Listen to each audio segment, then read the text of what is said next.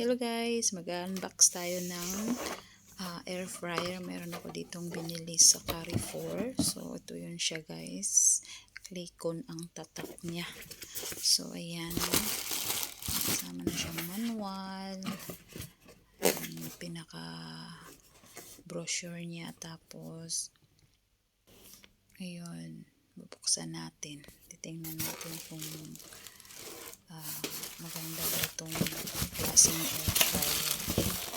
Nag-sale kasi siya, kaya sayang naman yung pagkakataon, kaya try natin itong gamitin kung okay ba to siya.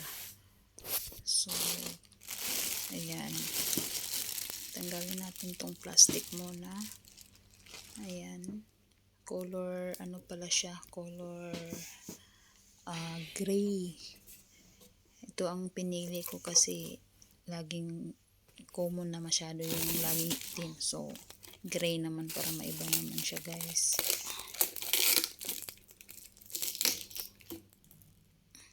Pwede ka dito luto ng isda, mga drumstick, french fries, tapos steak, ayan, wings, yan, pwede ka magluto. May ano naman may instruction naman kung ilang degree at saka ilang minuto mo siya gagawin. So, bumili ako kasi para medyo mas more pag tinatamad na at least ilang lang, mo lang dyan, pasok mo lang dyan sa pinaka niya, pinaka tray niya. So at least makapag luto ka na ng ulam mo. So ayan, share ko lang. Ayan pala yung ilalim niya guys. Yan, ganyan pala yung ilalim niya. Tapos yan, 1,400 watts siya. Yan, as usual, made in China. So it depends pa rin sa paggamit mo. Kung maingat ka sa gamit, talagang tatagal sa'yo. Kahit naman made in China, basta maingat ka sa gamit, tatagal pa rin sa'yo yung gamit.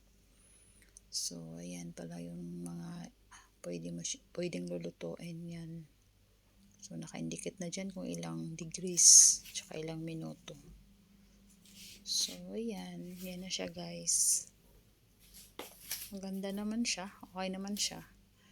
Kaya tatry ko yan pag pag mayroon ng lulutuin. Ayan, yun yung likod niya. So ayan lang guys, share ko lang. Ito yung air fryer na Clicon ang tatak.